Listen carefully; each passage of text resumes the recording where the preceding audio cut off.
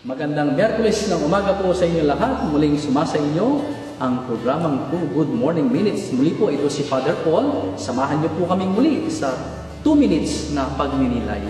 Ngayong umaga po ito, maririnig natin ang mga alagad na may hiniling sa ating Panginoon. At sana po tayo rin, hilingin natin ito ngayong araw na ito. Lord, teach us how to pray.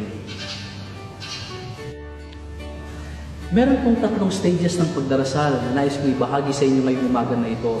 Yung una po, dito po lahat tayo na-initiate, yung po yung tinatawag na recited o formula prayers. Katulad po ng Our Father o Lord's Prayer na nilalaman po ng ating Ebanghelyo ngayon.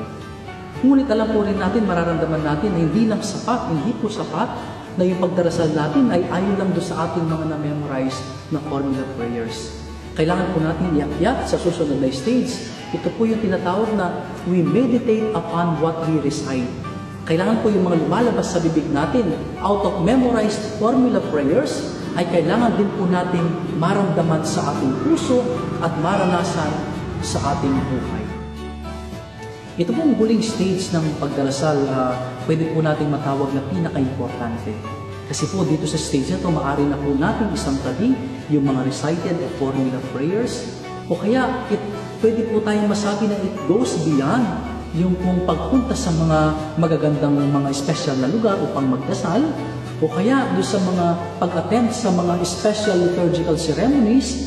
Sinasabi po na itong stage na ito that God is here, not elsewhere.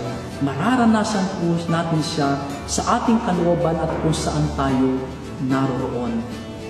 Kaya po, sana po sa ating pagdarasal ay marating po natin itong karanasan na ito. Mananasan ng ating Diyos na buhay, na kumikilos at siyang tunay na dahilan ng ating pagkilos at ng ating buhay.